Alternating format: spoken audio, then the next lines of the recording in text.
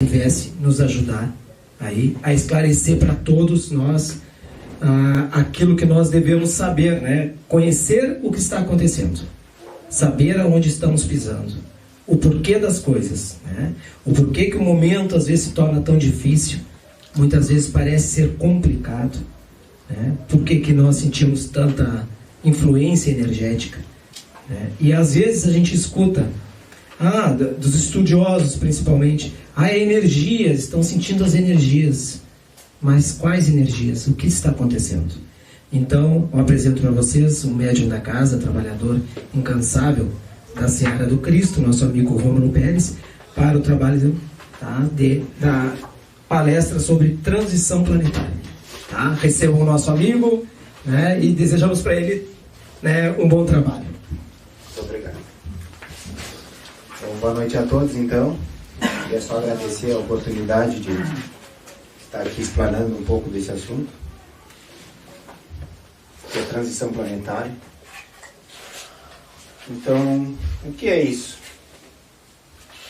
Sabemos que o planeta está mudando, tanto geologicamente, pela verticalização do seu eixo, como espiritualmente. Vive-se na Terra um momento da grande transição, de um mundo de provas e expiações para a regeneração. Desde a antiguidade, há registros de profecias falando dessa transição. Na Bíblia, no Velho e no Novo Testamento, profetas como Isaías, Malaquias, Enoque, os maias também falaram sobre o assunto. Nostradamus, Nossa Senhora de Fátima, os lamas tibetanos, os Vedas, escrituras sagradas indianas, Edgar Cayce, um profeta americano do século XX, XXI, entre tantos outros. Falavam em o fim dos tempos. Mas o que isso quer dizer? Concluímos então que o fim dos tempos de provas e expiações é o início dos tempos de regeneração. Planeta de prova e expiação. O planeta de prova e expiação é regido pela lei do karma e comandado pelo comando karma. A palavra expiar, com X, muitas vezes o Mateus já falou sobre isso, volto a dizer, que significa sofrer as consequências de ações ou atos que realizamos no passado, tanto desta como de outras encarnações. E as características de um planeta de prova e expiação, segundo o autor médium Robson Pinheiro e seus guias espirituais, eles dizem que 75% dos espíritos da Terra estão em total ignorância. Esse 75% abrange tanto os encarnados quanto os desencarnados. Quando eu digo ignorância, quer dizer que desconhecem as leis kármicas, as leis universais, que estão aqui apenas transitando pelas suas próprias criações, no renascimento, envelhecimento e morte, a roda de Sansara, como dizem as culturas orientais. E 25% desses espíritos têm tendências para o bem. No caso, nós nos incluímos nesse grupo. Mas não quer dizer que esses 25% são bons. Nós estamos em treinamento para sermos bons.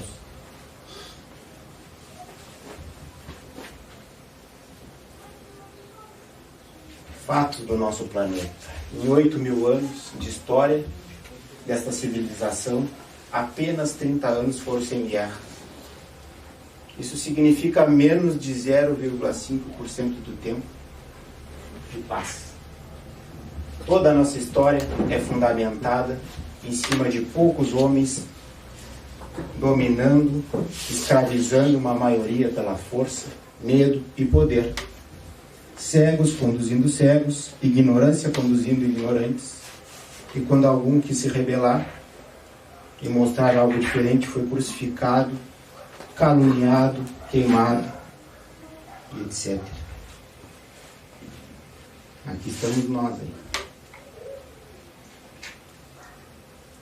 E será que a grande maioria ainda se encontra-se vendada, cega? Que somos e por que estamos aqui?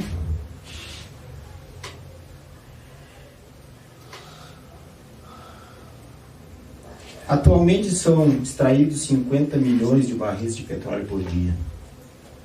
Uma população em crescimento de 7 bilhões de habitantes. Altamente consumista. Altíssimos índices de desperdício em todos os setores. Trilhões de dólares sendo investidos na indústria bélica, apenas para a disputa de poder entre nações. Quais as consequências disso?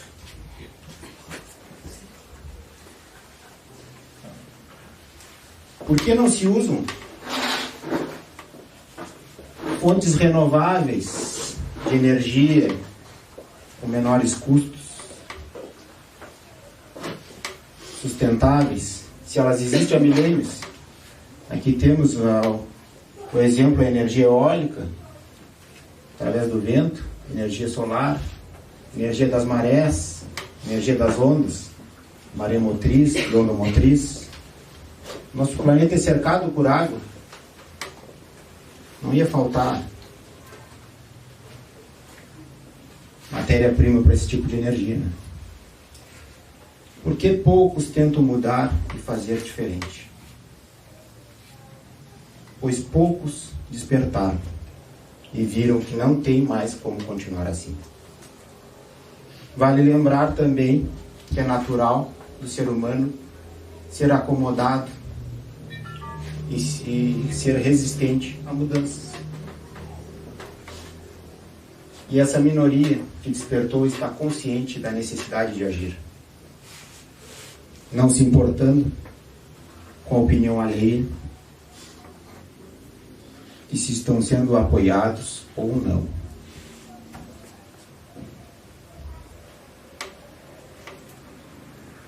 Aqui temos exemplos de homens que resolveram fazer a diferença em seus países, Mahatma Gandhi e o Nelson Mandela,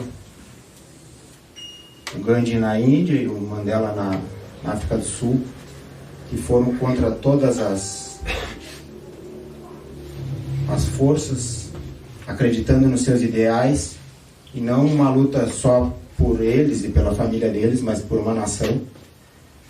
Conquistaram a paz e a liberdade desses países através desses homens. Só para verem que é possível. Desde a Grécia Antiga, começou-se a dividir o homem em mente e matéria, corpo e espírito, separando a natureza transcendental, espiritual e divina. Essa é uma divisão dualística do homem, que é natural da mente dominada pelo ego. Ou seja, ela tende a classificar, rotular tudo e todos como bom ou ruim, feio ou bonito, muito ou pouco, certo ou errado.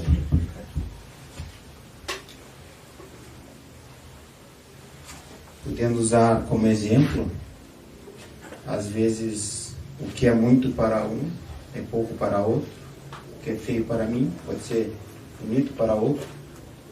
Então, às vezes, R$50 para uma pessoa que é um milionário é um troco, mas para um mendigo pode ser uma fortuna. Só que pensando nessa formatação dual, que quer dizer de um lado ou de outro, eliminamos uma gama de opções e nos fechamos a várias possibilidades. Assim, muitos vivem e tornam-se altamente reprimidos, impossibilitados de manifestarem e expressarem seus talentos, sentimentos, emoções, de serem quem realmente são. E o que falaram as pioneiras religiões do Ocidente? Que somos pecadores e primitivos, estamos aqui na Terra para pagar os pecados e assim evoluir, senão vamos para o fogo do inferno. Quando ficamos presos a essas dualidades, começamos a acreditar que somos realmente pecadores, que Deus é um juiz severo, e o sentimento que começa a nos comandar é o sentimento de medo. Medo de ir para o inferno, medo de pecar, medo de desagradar aos outros, medo de ser diferente, medo de ser criticado, medo de sair fora da regra, medo de errar. Muitos falam em salvação, separar o joio do trigo, separar o bem do mal. Essas expressões provêm da nossa herança cultural e religiosa judaico-cristã. E por que fomos ensinados assim? Até hoje, muitas pessoas são manipuladas por causa dessa dualidade, dessas teorias. Um exemplo disso são essas religiões que falam: se fizer tal coisa vai para o inferno, se fizer tal coisa vai para o céu. Ou religiões que falam: tal religião é do demônio, tal religião não é. E através disso muitas pessoas ainda são manipuladas e dominadas. Já no Oriente, onde temos culturas e filosofias de grande sabedoria, é eliminada essa separação do bem e do mal. Eles acreditam que todos temos o potencial de nos tornarmos iluminados. Basta encontrar o Deus ou a luz que há dentro de nós.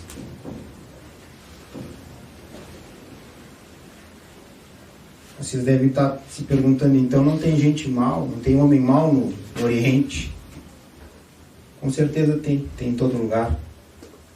Mas apenas eles acreditam, como acreditam que o ser é um ser imortal, eles acreditam que todos têm a possibilidade de uma auto-melhora, de se tornarem deuses, como eles falam, apenas buscando a luz que há dentro de cada um. Não importa quanto tempo leve, mas todos temos condições de sermos iluminados. Eles classificam que o ser que está mais envolto das trevas, mais envolto da erraticidade, eles classificam que ele está mais distante da luz. Que à medida que das suas escolhas e da sua determinação, ele tem condições de se aproximar mais da luz e se afastar das trevas. Então, seguindo na transição planetária, isso já aconteceu outras vezes. Isso já aconteceu outras vezes aqui no planeta Terra. Eu não vou entrar em detalhes, mas porque senão ia estender muito o assunto. Mas isso já aconteceu nas civilizações antigas, que hoje são continentes submersos, Atlântida, Lemúria e Mu. Já ocorreu isso aí. E só que eu não vou entrar em detalhes, que o assunto ia se estender demais. E nosso foco mesmo é o que está acontecendo conosco agora, né? Hoje. Então, qual a nossa participação nesse processo? Eu não entendo nada dessas coisas, então deixa na mão de quem entende, dos anjos ou de Deus. Mas se a Terra é nossa casa, não devemos fazer alguma coisa? O que podemos fazer?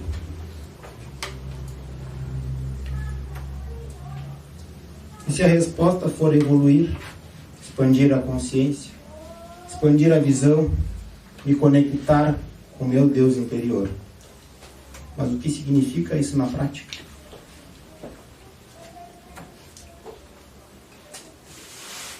Vamos imaginar então uma praça. Nós sentados numa praça, uma praça qualquer. Nós observamos algumas árvores, algumas pessoas passeando na praça, alguns pássaros, em torno de 20, 30 árvores, algum chafariz, algum laguinho. Mas agora, se nós observarmos essa praça, um prédio ao lado do 7º andar, essa mesma praça, o que enxergamos agora?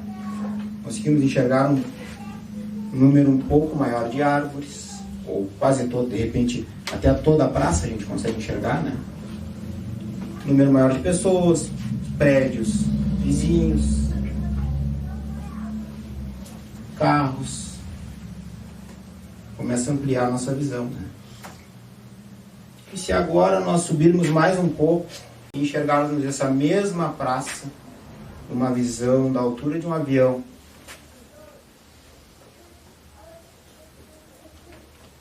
a gente consegue não ver só a praça, né? Mas conseguimos ver toda a cidade ou parte da cidade, dependendo. Nos dá uma visão mais ampla, né?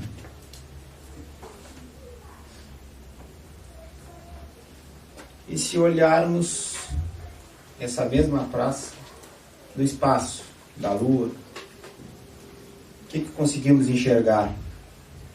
Conseguimos enxergar o planeta inteiro, conseguimos enxergar os continentes, os países.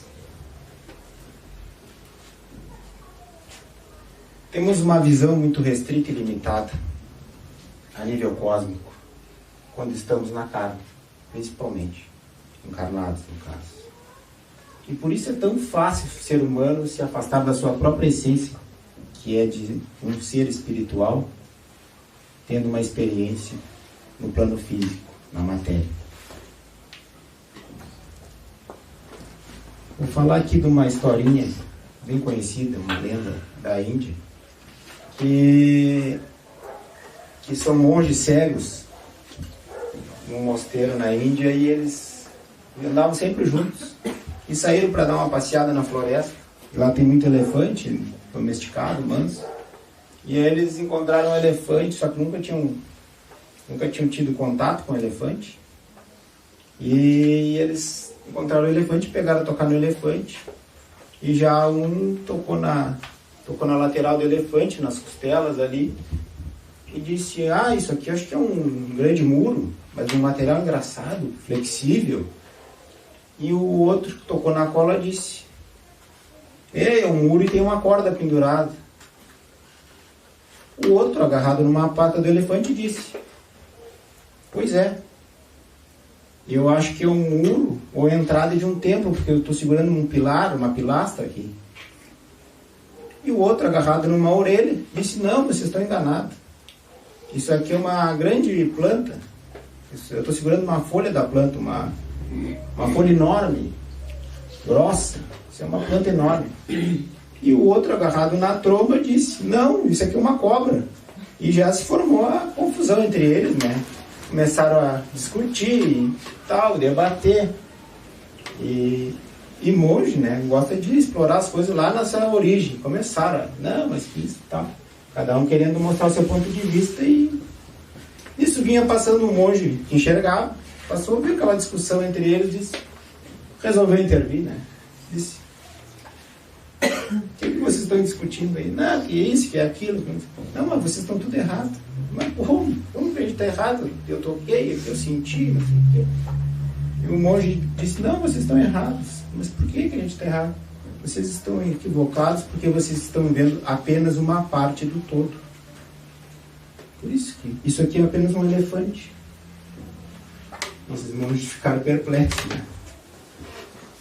Então, expandir a consciência é estar mais consciente, aumentar a capacidade de perceber e entender o funcionamento do mundo e das coisas com uma visão mais ampla e abrangente do todo.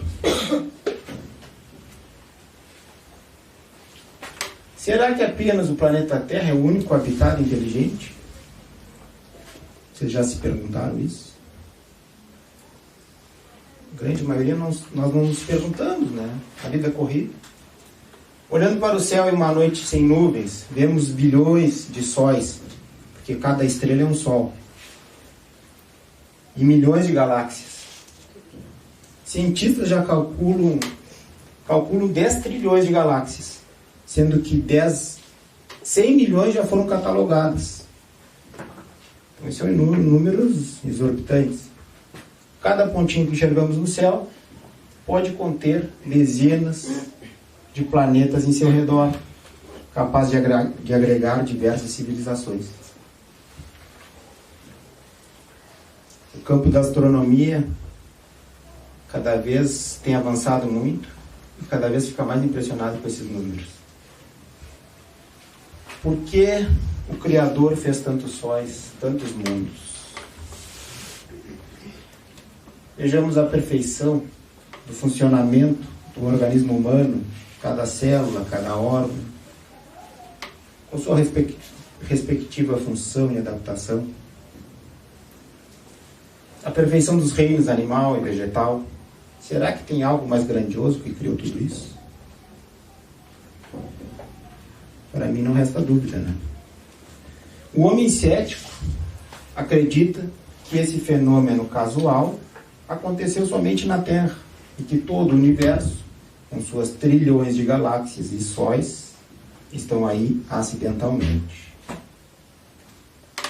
O que diz a ciência? A vida e o universo nunca foram completamente explicados pela ciência humana convencional, cujas teorias, modelos científicos e visões são estritamente materialistas.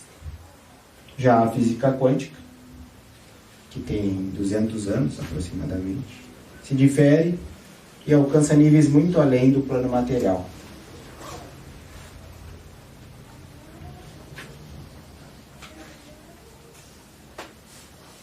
Então vamos falar do planeta de regeneração,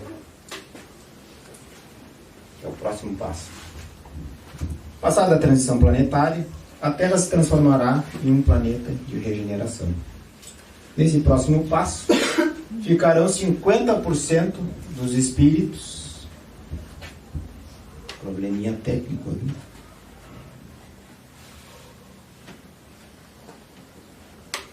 (50% dos espíritos totalmente descomprometidos. 50% dos espíritos que desconhecem as leis cósmicas, espíritos ignorantes, e 50% dos espíritos com tendência ao bem. Então, diminuiu um pouco dos espíritos ignorantes que nós tínhamos no planeta de prova e expiação, e aumentou um pouco dos espíritos com tendências ao bem. Sendo assim, os espíritos totalmente descomprometidos com a luz, ou seja, que praticam o mal, conscientes de prejudicar ao próximo, serão transmigrados a orbes que estejam em sintonia com seu padrão vibratório.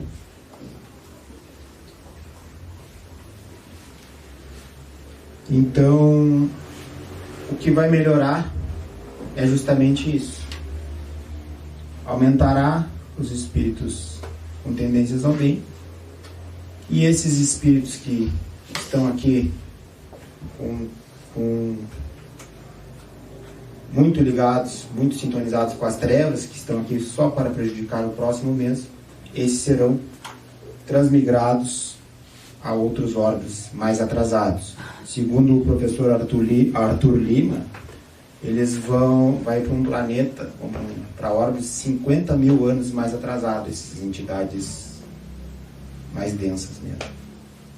E segundo teorias, tem várias teorias que falam, né? Alguns chamam de planeta chupão, que vai passar próximo à Terra, com um planeta com alto magnetismo, e vai, por magnetismo, vai atrair esses espíritos descomprometidos, né? E vai levá-los, deixando a Terra um pouco mais leve.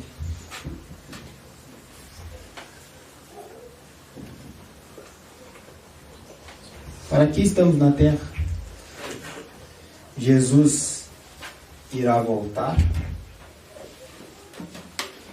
E ele foi embora algum dia. As suas histórias e frases foram usadas, traduzidas, editadas de diversas formas, de interesse conforme o público. Durante 2000 anos, os homens menos esclarecidos usaram e abusaram do poder dessas palavras. Só que para o bom interpretador, a essência que Jesus Cristo nos deixou sempre foi clara e nunca morreu. Ele ensinou o amor puro e incondicional, sem distinções. Estamos usando os ensinamentos do Mestre em nossas vidas?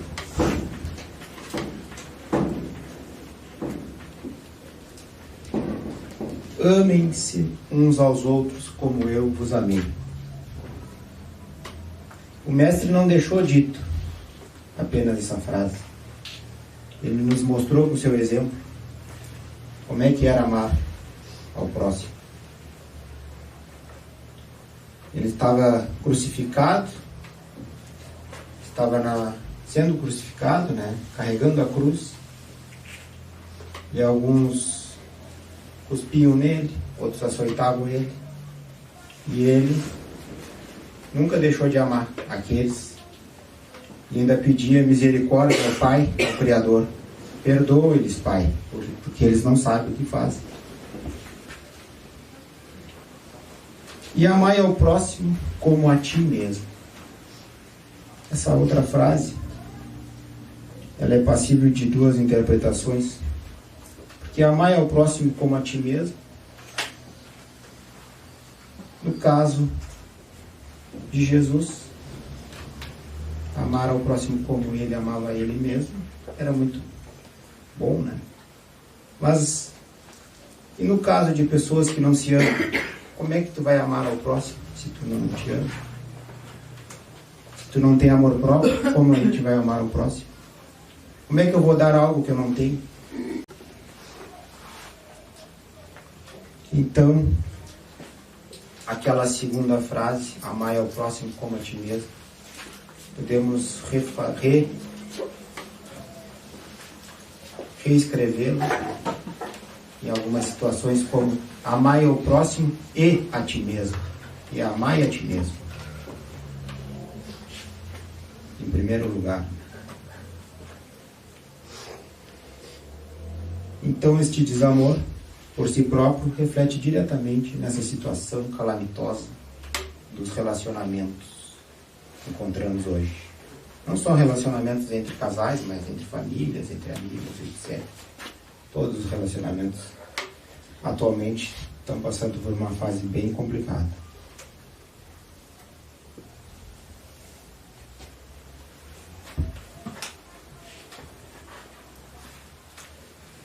O perdão, antes de tudo, é amor próprio, sendo essencial para quem quer começar uma caminhada em direção da luz e da verdadeira felicidade.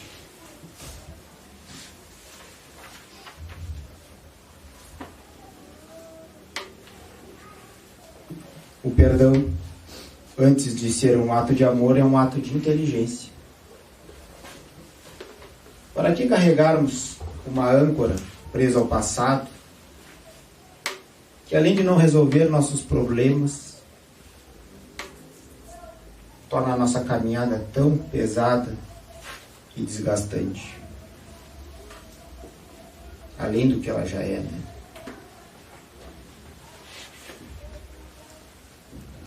Para dar um exemplo de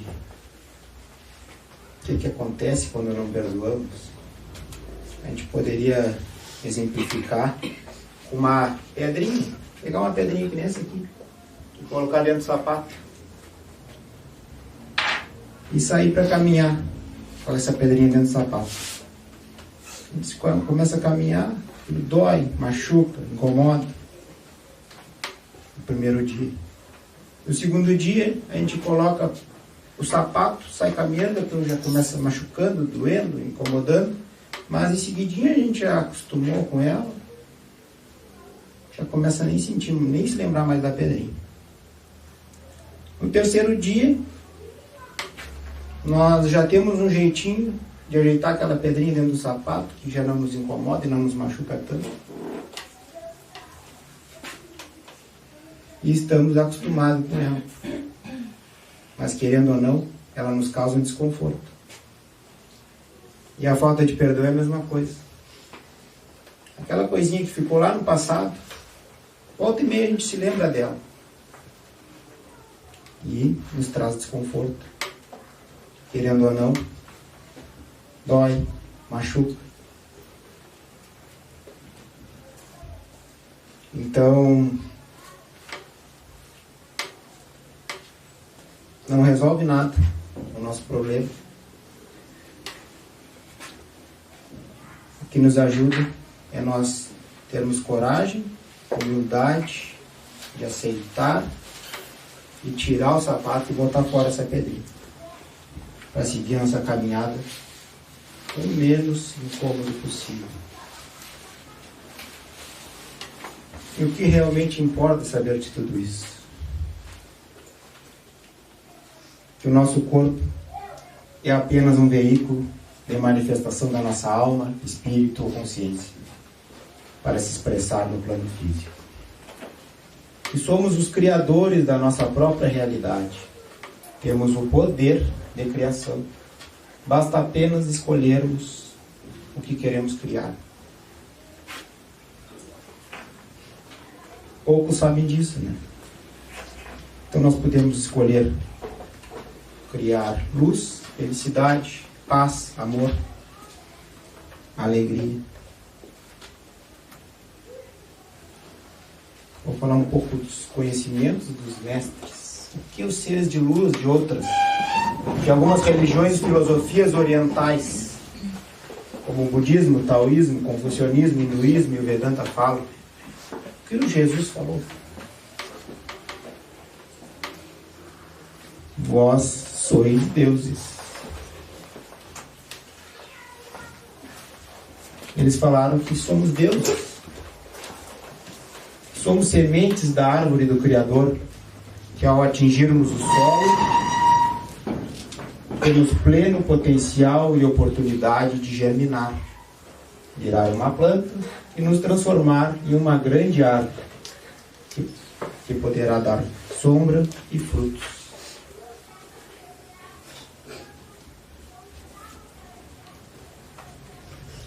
E como é que uma árvore, o que ela precisa para crescer saudavelmente, dar sombra e bons frutos? Primeiramente precisa de um solo adequado, um solo fértil. E para dar bons frutos, ela precisa de nutrientes.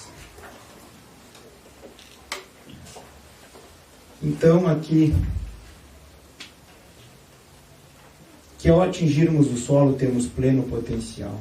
Que atingirmos o solo quer dizer, aqui, ao estarmos no plano material, estarmos na terra, temos pleno potencial de germinar e virar uma planta, e não se transformarmos numa grande árvore.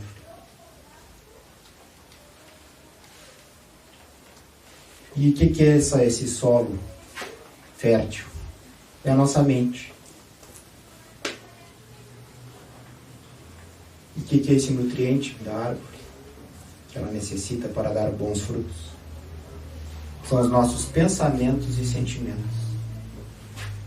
Então, nutrindo com bons sentimentos e bons pensamentos, essa árvore com certeza dará bons frutos e sombra.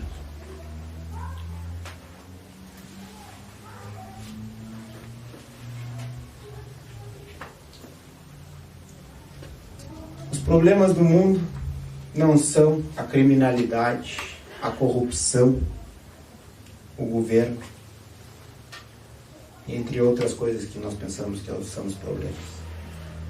Os problemas do mundo somos nós.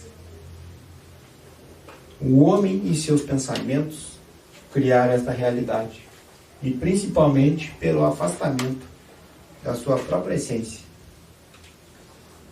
Com isso, não sabemos mais quem realmente somos. A boa notícia disso tudo é que como criamos os problemas, podemos criar a solução. Então, agora até eu vou fazer uma hipnose coletiva aqui. Vou fazer uma indução. Eu vou pedir para todos fechem os olhos e vou contar até 10 e vou pedir para vocês imaginarem uma cor. Pode fechar os olhos que agora eu consigo falar. Imaginem a cor amarela. Bom, agora, quando eu disser deu, vocês abrem os olhos e olhem tudo que vocês virem no ambiente com a cor amarela. Pode abrir e começar a procurar. Vocês vão observar que muitas coisas que vocês nunca imaginaram que tivesse nessa sala, a cor amarela, vocês começam a perceber a cor amarela em todos os lugares.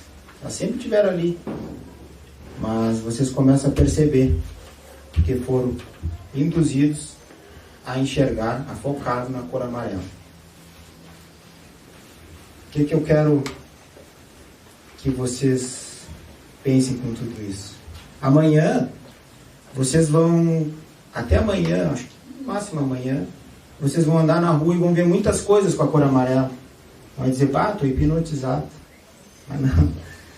Se vocês simplesmente forem induzidos a enxergar a cor amarela. Amanhã vocês vão ver, depois vocês vão se lembrar. Vão ver carros, vão dizer, mas como eu estou enxergando amarelo agora? Todo lugar tem amarelo. Sempre teve. Só foram induzidos a enxergar o amarelo. O que eu quero dizer com isso aqui tudo? É que a televisão, nós deixamos a televisão ligada ali, o jornal está correndo, a gente pode não estar olhando. Mas o que ela está apresentando no jornal? É violência e corrupção, aqui no Brasil principalmente. Na sua maioria dos programas é isso que está passando. Então, eu quero alertar a todos que prestem atenção, que estão sendo diariamente induzidos a ver violência e corrupção em todos os lugares.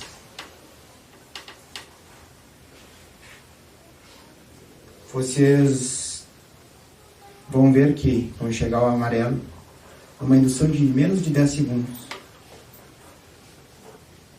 Imagina a televisão ligada dia após dia, horas a fio, falando de violência e corrupção, violência e corrupção. Aí é inevitável que qualquer lugar que a gente vá, a gente se depare com violência, nós se deparemos com corrupção, porque o nosso foco está direcionado naquilo ali.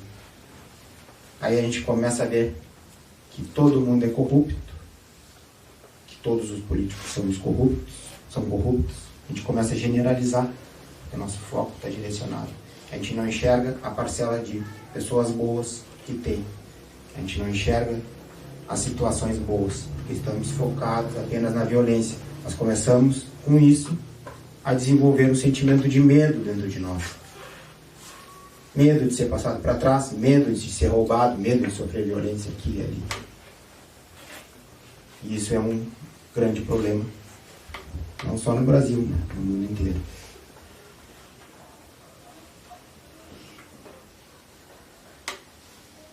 Voltando ao assunto, os americanos mesmo têm muito medo de... Eles não têm medo de assalto, essas coisas não têm muito medo, porque lá é bem seguro, as leis Mas eles têm muito medo de ataque terrorista. Todas as famílias vê um muçulmano, eles já ficam tremendo, né? Eles são bem assustados, bem neuróticos, porque são induzidos. Nós aqui não temos tanto esse medo de ataque terrorista, porque acho que nunca tivemos um ataque desse. Mas a gente tem medo de outras coisas.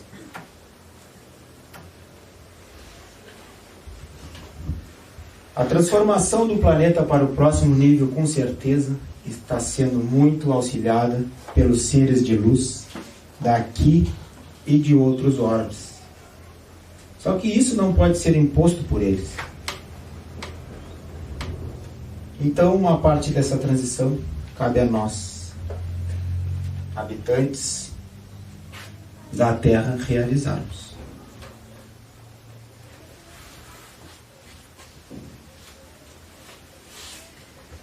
Todos sonham com um mundo melhor, de paz, prosperidade, felicidade. Só que não se iludam que o governo, o exército, as empresas te proporcionarão isto. Se desejas este mundo novo, comece a criar ele agora. Na sua vida, nos seus relacionamentos, com seus familiares, com a sociedade. Faça a sua parte silenciosamente e com seu exemplo você verá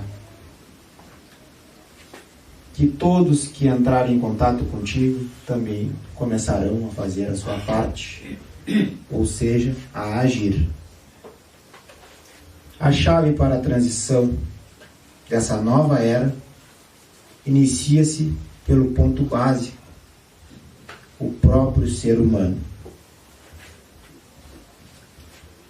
Essa transformação deve começar internamente, de dentro para fora, nos corações de cada um de nós.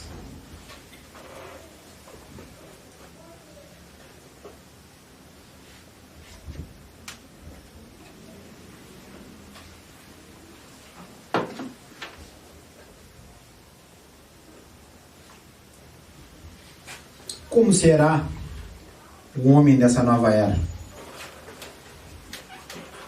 É o homem que rompe barreiras, um buscador do despertar e de sua realidade cósmica, que busca a expansão da consciência e enxerga a vida com uma visão mais ampla e livre. Não está apenas ligado à sua vida e à de sua família, mas de um todo. Será livre de dogmas, de conceitos e preconceitos.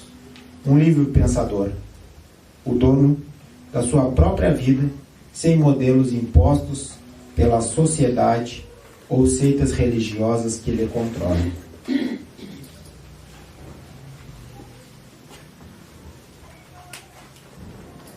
Foco no presente. O homem não precisa se preocupar com o que virá amanhã, e sim voltar-se para o seu interior e compreender a sua natureza, que é de um ser espiritual e imortal, tendo uma vivência física na carne.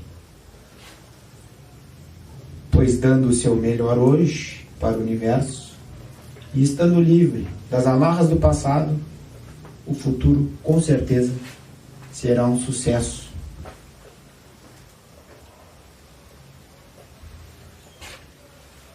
Essa apresentação foi baseada nas obras e palestras desses grandes mestres da nova era,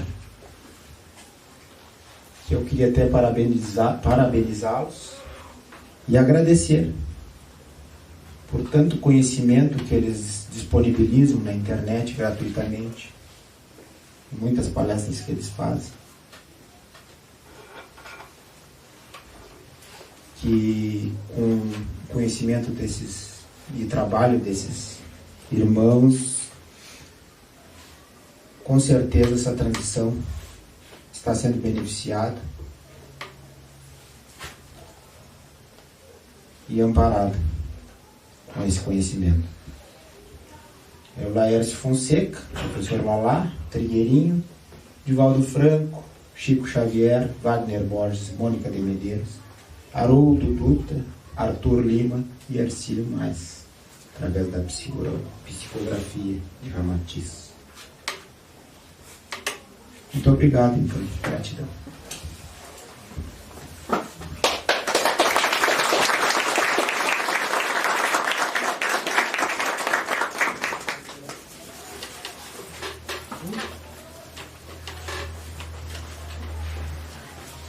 Se alguém tiver alguma pergunta, pode ficar à vontade. Se estiverem cansados, podemos encerrar.